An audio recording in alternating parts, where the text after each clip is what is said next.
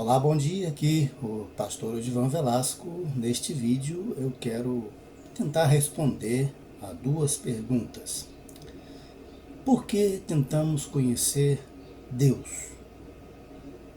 E segunda pergunta, se Deus é tão justo, tão bom, tão grandioso, poderoso, onipresente, onisciente, por que Ele permite tantas injustiças no mundo?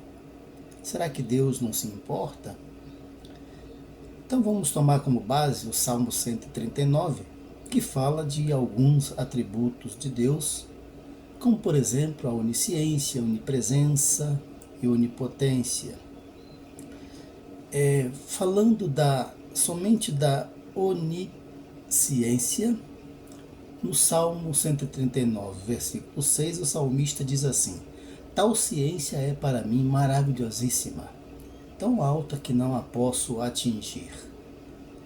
E aí vem essa pergunta, né? Se não podemos atingir, se o próprio salmista está dizendo, nós não posso atingir, por que está tentando? Por que nós tentamos conhecer Deus? Então, o fato é que Deus quer ser conhecido por nós. Ele se revelou, e esse é o grande motivo pelo qual é possível encontrarmos Deus, e que o fato de Deus se revelar, revela também que Ele quer ser conhecido. Se Ele não quisesse ser conhecido, estaria se escondendo de nós, né? Então, Ele se revelou de várias maneiras, né? Se revelou na natureza, se revelou e se revela nas Escrituras, na vida de Jesus especificamente, né? Então, na natureza, o Salmo 19, versículo 1 diz: os céus proclamam a glória de Deus e o firmamento as obras de suas mãos. O apóstolo Paulo em Romanos, capítulo 1, na carta aos Romanos, capítulo 1, versículo 18, 19, diz que é possível conhecer Deus, e diz: os homens são inexcusáveis, porque o que de Deus se pode conhecer, Deus lhe manifestou, né? Deus lhe manifestou e claramente se vê nas coisas que estão criadas. Então, claramente se vê. Ele usa lá essa expressão, né? Então, se o homem olhar apenas para a natureza, se não houvesse mais nada, nem as escrituras, nem nada, apenas a natureza, ela expressa a glória de Deus, ela revela a existência do seu Criador. E então seria possível conhecer Deus apenas, e é possível. Eu tenho um canal que trabalha com plantas do cerrado, gosto de fazer trilhas no cerrado. Eu observo as plantas, observo a simetria das pétalas das flores, observo o matiz de cores, a variedade de cores, cada espécie com a sua particularidade, e eu vejo, não é possível que isso tenha surgido do acaso. Há uma ideia inteligente, um design inteligente, né, por trás de tudo. É fácil ver isso, fácil perceber isso. Então Deus se revela na natureza, nas escrituras, em Jesus. Ele quer se apresentar a nós. Paulo, em Atos capítulo 17, falando lá aos gregos, né, ele fala que Deus não está longe de nós, né? Ele se revelou de tal maneira para que nós, tateando, pudéssemos achar. Ele diz, ainda que não está longe de nós, está bem perto. Deus está querendo se apresentar a nós, ter um relacionamento conosco. Ele pode ter um relacionamento com você. É possível conhecer Deus.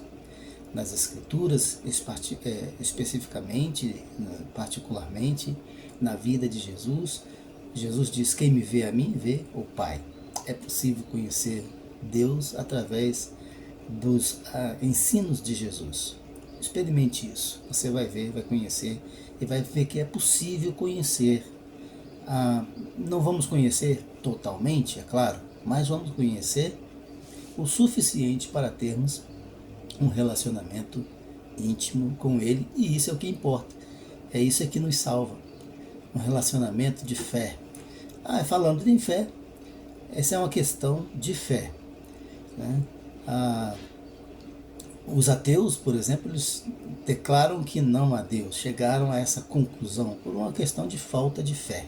Não é erudição, não é questão de formação intelectual, nem nada disso. Há muitos cientistas crentes, há muitos filósofos crentes, e há também os ateus. É uma questão de fé, né? A pessoa chegar à conclusão de que é Deus. E a pessoa que chega à conclusão de que não há Deus, eu vou te dizer, ela se coloca no lugar de Deus. O homem tem necessidade de Deus. Se ele não tiver um encontro real com o seu Criador, ele vai colocar algo ou alguém, ou vai se colocar a si mesmo no lugar de Deus. E o vazio permanece, né? Porque só Deus pode preencher o vazio dele em nossa vida. Ele é o nosso Criador, é a nossa essência, viemos dele. Precisamos nos relacionarmos com ele. Podemos fazer isso observando as coisas criadas, podemos observar isso nas Escrituras e especificamente nos ensinos sobre a vida de Jesus. Experimente isso. A outra pergunta, se Deus é tão santo, tão puro, tão bom, tão onipotente, onipresente, onisciente, por que ele permite o mal, né? Por que ele permite a injustiça? Parece que o bem está levando tinta da injustiça, né? A injustiça impera em toda parte, mas veja bem, quando a gente fala isso, a gente não considera muito bem os atributos de Deus. A gente fala nos atributos de Deus, mas a gente não tem uma noção vaga sobre isso, né? Quando a gente fala, por exemplo, da onisciência, da onipresença especificamente, o Salmo 139 diz isso a partir do versículo 7, ele fala sobre a onipresença de Deus. Para onde vou fugir? Se eu tomar as asas da alva, vou voar para longe, tu ali estás. Se eu descer o abismo, tu ali estás também. Então Deus está em toda parte. Deus é onipresente. E Ele está em toda parte antes de tudo, durante tudo e depois de tudo, porque Deus é autoexistente, Ele é o eterno. Ele não tem começo nem fim. Ele existe desde sempre. É algo difícil para a gente entender, né?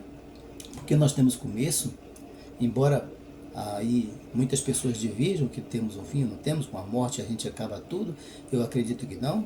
A Bíblia diz que aos homens está ordenado morrer uma só vez, vindo depois disso o juízo. Hebreus capítulo 9, versículo 27. Então, eu acredito que o homem tem um começo, não tem um fim. Ele passa a existir de forma diferente depois da morte, mas continua em estado de consciência, né? E terá de prestar contas a Deus.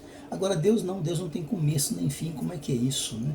A gente não entende muito bem essas coisas, mas a Bíblia diz, os ensinos que a gente vê nas Escrituras, o que Jesus ensinou é que Deus é autoexistente. Ele não tem começo nem fim. É o sempiterno Deus, né? Então, veja bem, se Ele é o onipresente e é tudo mais justo, bom, amoroso, Ele está presente não somente num momento da história ou durante toda a história, mas está antes da história e depois da história. Veja, os atos de injustiça que são cometidos no mundo, a maldade do homem, todo o mal que existe em nosso mundo, são tratados por Deus num evento dentro da história e o outro no final da história. Qual é o evento dentro da história? É a cruz de Cristo. Lá são tratados os pecados dos homens, lá são tratadas todas as injustiças. Que Deus amou o mundo de tal maneira que deu seu Filho unigênito para que todo aquele que nele crê não pereça, mas tenha a vida eterna. Mas em mesmo João capítulo 3 também ensina que a condenação é que os homens amaram mais as trevas do que a luz, ou seja, também diz lá que aquele que crê no Filho tem a vida, quem não crê não tem a vida, sobre ele permanece a ira de Deus. Diz também no capítulo 3 que aquele que crê não é julgado, mas o que não crê já está julgado, versículo 18, né? Porquanto não crê no nome do unigênito Filho de Deus. Então Jesus é o ponto dentro da história aferidor, tanto de salvação quanto de condenação. É a base estabelecida da justiça de Deus. Deus estabeleceu as bases para a sua justiça e para o julgamento. Quem crer em Jesus não é nem julgado, é salvo, não é condenado. Mas quem não crer em Jesus está condenado. Então Jesus é o ponto aferidor de salvação e de condenação. Muita gente gosta de pensar só do lado bom, do lado da salvação. Mas também é de condenação. Aquele que crê nele é salvo, aquele que não crê está condenado. Não é mais a lei como referência, não são mais as obras, mas é a fé em Jesus. Ah, então as obras não se importam, a lei não se importa. Sim, porque aquele que crê em Jesus cumpre as outras coisas, faz as outras coisas, mas é porque crê em Jesus. Então não é porque faz as outras coisas que merece graça diante de Deus, mas é porque crê em Jesus. Efésios capítulo 2, versículo 10 diz que não somos salvos pelas obras, mas para as obras. Né? Tem esse ato salvífico de Deus dentro da história como é uma base de julgamento, a cruz de Cristo. E o fato está no final ou depois da história, no final da história, que é o julgamento. Mas a gente tende a separar esses dois atos como se estivessem dispostos, muito longe um do outro. Para nós está, mas para Deus não. Para Deus um está ao lado do outro, porque Deus está em toda parte. Deus está em todo lugar, antes do tempo, durante o tempo, depois do tempo. Então Deus é justo, bom em todo o tempo. E todo ato de injustiça dos homens recebe a justa retribuição quando? Num exato momento, no tempo de Deus, na realidade de Deus, no sistema de existência de Deus. Ele não tem que sofrer a injustiça dos homens, esperando o julgamento. Não, cada ato de injustiça recebe a justa retribuição, ou na cruz, ou no julgamento final. E isso para Deus está simultâneo, exatamente no mesmo ponto, no mesmo lugar, na mesma realidade. Então, é isso que eu gostaria de falar para vocês, que Deus ele tem uma resposta para o mal imediatamente. Deus não está sofrendo a injustiça, Deus está cuidando. Na realidade de Deus, todos esses pecados, todos esses males que são causados no mundo, são tratados imediatamente. Deus não se frustra nem por um bilionésimo de segundo à espera de justiça, de retribuição. Tudo já está resolvido para Deus. Ele já sabe quem está no inferno, quem está no céu, quem vai ser condenado, quem vai ser salvo. E você? Você sabe qual é a sua posição nesse exato momento? Aquele que crê, disse Jesus, aquele que crer e for batizado será salvo. Seja salvo, em nome de Jesus.